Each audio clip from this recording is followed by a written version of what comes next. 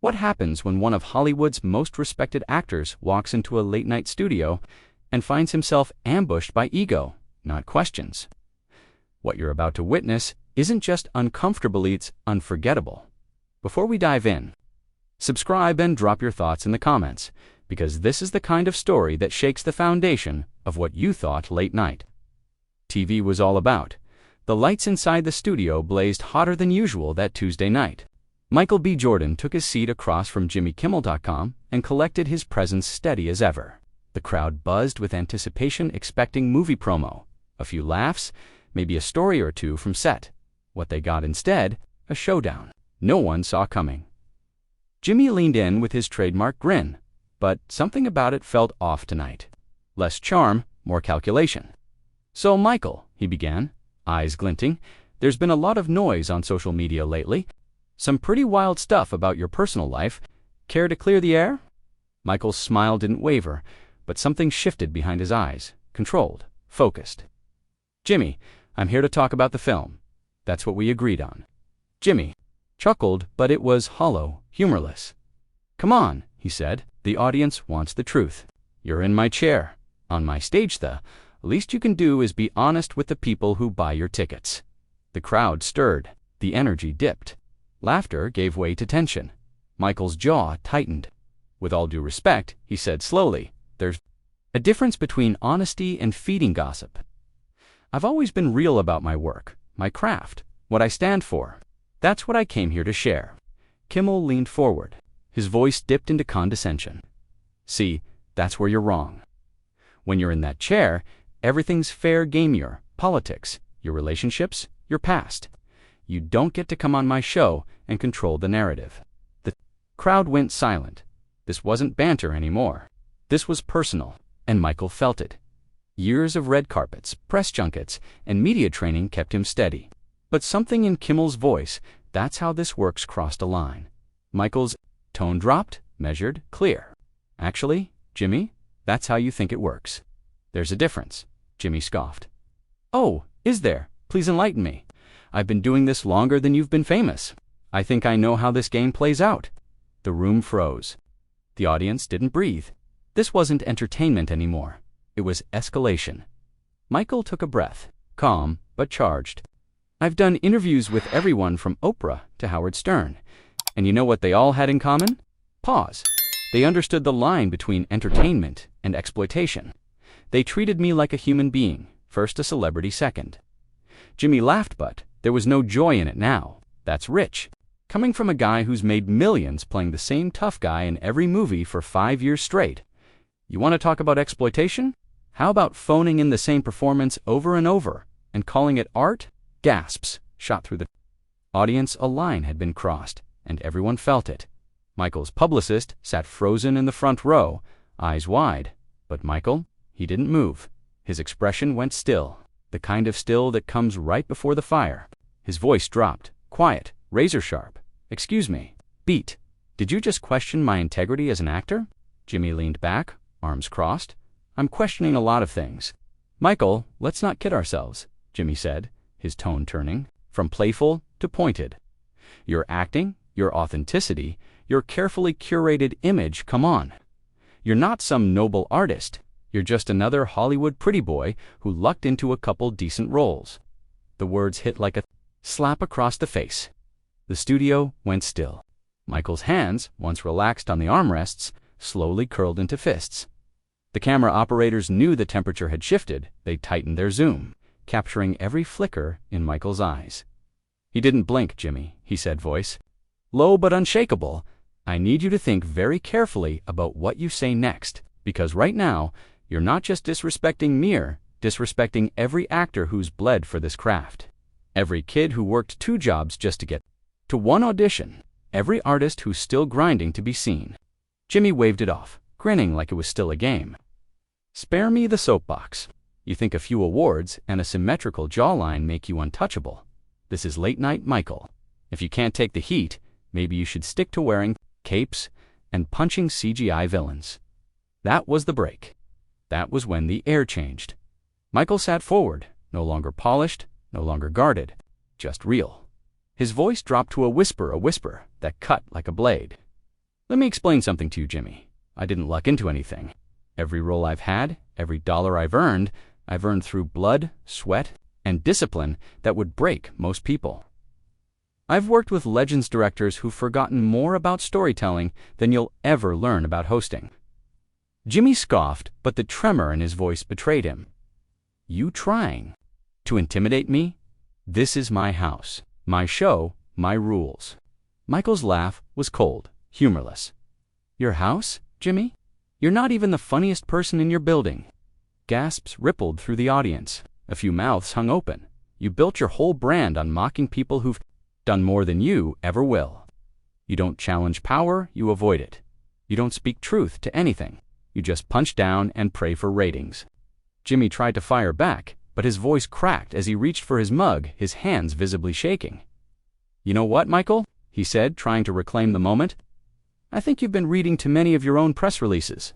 You're not some revolutionary, just an actor with good lighting and a solid PR team. Michael tilted his head, calm again but now deadly calm. Jimmy, are you having a breakdown? Because if so, I want to be gentle. But watching you right now, it's painful. Your audience deserves better than this, Jimmy bristled. My audience loves me, do they? Michael asked, scanning the stunned faces in the crowd. Because I'm looking at them right now, and they don't look like they're laughing. They look embarrassed. For you, behind the camera, Jimmy's producer flailed for a commercial break, hands slicing the air in desperation. But Jimmy was too far gone to notice. Michael leaned in, relentless. You want to know what's really going on here? You're angry. Not at me, but at what I represent. I take risks. I tell stories that matter. I speak to something bigger than myself, and that terrifies you. Jimmy tried to chuckle, but it curdled before it left his mouth. You make movies, Michael. You play dress-up for a living. Don't act like you're out here curing cancer. Michael didn't flinch, and you tell jokes written by a room of funnier people. You sit across from guests who outshine you in every way and you try to tear them down so you can feel tall. He paused, letting the silence speak. But tonight, you picked the wrong guest. Michael didn't flinch. At least my work means something, he said, firing back without hesitation. At least when someone watches one of my films, they might see something in themselves they didn't know was there. When they watch your show, they get 60 minutes of background noise to help them fall asleep. A few murmurs echoed through the crowd, nods, whispers. Some people were shifting in their seats. Quietly aligning with Michael, Jimmy noticed, and it only made him spiral faster. You think you're better than everyone, don't you? His voice rose, cracking with something that wasn't confidence anymore, something raw and unraveling. You strut around Hollywood like you're royalty, like everyone should just bow down to the great Michael B. Jordan. Michael shook his head, steady. I never said I was better than anyone, he replied, but I am better than this. Better than sitting here while you try to tear me down just to feel important. Better than pretending this is entertainment when it's just sad. Michael moved to stand, but Jimmy panicked. In a moment that would haunt him forever, he reached out, grabbed Michael's arm. Sit down, Jimmy said. We're not done. The room froze. Michael stared at the hand on his arm, then up at Jimmy's face. And when he spoke, it was so quiet, the entire studio leaned forward to hear it. Jimmy, he said, voice like steel, wrapped in velvet, take your hand off me right now. Something about his tone finally cut through the red haze. Jimmy yanked his hand back like he'd just touched fire. But the line had been crossed, and everyone knew it. Michael stood tall, towering over the host now, eyes locked in. Did you just put your hands on me? He asked, his voice still calm but colder than ice. Did you try to physically keep me in that chair so you could humiliate me on national television? Jimmy's face drained of color. Didn't mean to why, you were just, what? Michael cut in. Just so desperate to keep control, you forgot about human decency. You forgot I'm a person, not your prop. The silence in the room was deafening. Even the camera operators had stopped. No dolly moves, no reaction shots, just stillness. Michael stood there composed, resolute. Jimmy looked like a shell. You want to know what's really sad? Michael continued. I came here excited. Genuinely, I respected you, respected this platform. Thought we'd talk about the work, the creativity, the things that matter. Jimmy tried to speak.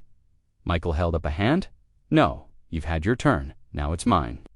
He leaned in slightly, his voice low, deliberate. You know what I see when I look at you. A coward. Someone so afraid of becoming irrelevant that you'll throw anyone under the bus to stay in the spotlight. Jimmy's voice was barely a whisper. Michael, please, can we just start over? Michael let out a dry laugh, empty of warmth. Start. Over, Jimmy. There's no coming back from this. Not after tonight. You showed everyone who you really are, a bully with a microphone. The audience was transfixed, phones raised, mouths open, still trying to grasp that this wasn't scripted. This wasn't TV anymore. This was a reckoning. I've been in this business over a decade, Michael continued, stronger now, voice ringing with conviction. Worked with legends, artists, visionaries, and in all that time, I have never seen someone behave as unprofessionally as you have tonight. Jimmy's hands trembled as he reached for his water glass. Maybe we should take a break, let things cool down. Michael raised an eyebrow. Cool down, Jimmy. I'm the calmest person in this building. The only person falling apart in this building right now is you. The words landed like a blow. Jimmy flinched. He scanned the room, his band, his writers, his crew looking for rescue, but none came. Only silence. Only faces staring. Back with pity, and worse. ... disappointment. Michael turned to the camera now, speaking not just to the room, but to the world. You want to know what's really going on here? His gaze sharpened. His voice rang clear, cutting through the stillness like a scalpel. This man invited me on his show under false pretenses. Told my team we'd be talking about my new film, my process, my projects. Instead, he ambushed me with gossip, with personal attacks. And when I wouldn't play his game, when I kept my composure, he got angry. He paused, the room held its breath. He got so angry, he put his hands on me, to force me to stay, to try and break me. A chill swept the studio. This wasn't a bad interview. This was a broadcast implosion, and everyone watching knew it. Michael turned back to Jimmy. Look at me, Jimmy. Jimmy hesitated. Really look at me. Do you see what you've become? You just destroyed in 5 minutes what took you years to build. Jimmy finally looked up, eyes bloodshot, watery, lost. Might apologize, might try to salvage something from the wreckage. But he didn't instead. He smiled. A twisted, hollow thing. He turned to the audience, his voice brittle with forced charm. Divas don't get their way. They throw tantrums like spoiled children. Gasp. It wasn't just heard, it rippled through the audience. Even his diehard fans recoiled. Michael didn't move, didn't blink. He just stared at Jimmy like he was watching a man walk willingly. Into his own ruin, prima donna Michael echoed, disbelieving. You grabbed me. You insulted my career. You lied to get me here. And now, I'm the diva. He stepped forward just slightly and the gravity of his presence silenced the room further. Do you even hear yourself right now? But Jimmy was unraveling fast. Too far gone to hear anything but his own desperation. This is why I don't usually have guests like this, he snapped, gesturing wide. They think they're too good for honest questions, too important to be challenged. Well, Michael, this is my show, and no one is above being called out. Silence, long, heavy. Final. Michael looked around the studio at the frozen band, the mortified crew, the stunned audience, then back to Jimmy. Guests like this, he repeated. Let the words hang. Then, Jimmy, what exactly do you mean by that? Jimmy froze. I didn't mean I just meant, difficult guests. No. Michael shook his head, calm and cutting. You said what you meant, and now everyone knows it. He stepped back from the chair, his tone cool but loaded with finality. You had a chance tonight, a chance to show grace, to be professional, to be human. Instead, you showed the world who you are when the lights are brightest. Jimmy was sweating through his collar. His hand shook as he fumbled his note cards, grasping for structure, for control. Michael, I think you're overreacting. We're just having a conversation. Michael let out a cold, humorless laugh. Conversations require mutual respect. What we have here is a man threatened by someone he can't control, trying to tear them down on live television. The band exchanged glances. The writers looked away. The producers were talking frantically into headsets. They all knew this wasn't just a moment, This was history. And Jimmy Kimmel had just written the final act of his own late-night legacy. "You want to know what I think happened here tonight?" Michael's voice echoed through the studio.com, but resonant, every syllable deliberate, every word hitting its mark. "I think you saw me walk in here, confident, successful, respected, and it reminded you of everything you're not, everything you'll never be." "That's ridiculous," Jimmy stammered, but there was no conviction left in his voice. Only air. Michael took a breath, eyes locked on Jimmy like a surgeon making the first incision. "From where I'm standing, what I see is a man so threatened by his own fading relevance that he'd rather set himself on fire than let someone else shine." He turned toward the edge of the stage. "You can't just walk out," Jimmy blurted. "We still have 10 minutes. Left Michael stopped, turned, faced him, and what stared back wasn't anger. It was disappointment, cold and cutting. "Watch me? If you walk off this stage, you'll never work in this town again," Jimmy threatened, desperation cracking through his voice. "I've got friends. I've got power. I can stop." Michael's voice sliced clean through. "The air? Do you even hear yourself? You're threatening me, because I won't let you humiliate me. You're actually trying to destroy my career, because I dared to have boundaries, dignity." The studio was dead quiet. Some audience members had their hands over their mouths. Others were just frozen, stunned, disbelieving. The cameras were still rolling, capturing every frame of what would become the most infamous meltdown in late night. Television history. Michael took a single step forward. "Jimmy, I don't need you. I don't need your platform, your approval, or your performative friendliness. What I need are collaborators, artists. Someone else's success isn't a threat. It's a victory for all of us." Jimmy tried to speak, but Michael raised a hand. "I'm not done. You said I'll never work in this town again." Michael's voice had dropped to a whisper, but it held more force than any scream. "This town is built on talent, on truth, on connection. And tonight, you've shown the entire world that you have none of those things." He stepped closer. "If anyone's career is in jeopardy, it's not mine." Jimmy shrank into his chair, pale, sweating, shaking. Michael leaned in just enough.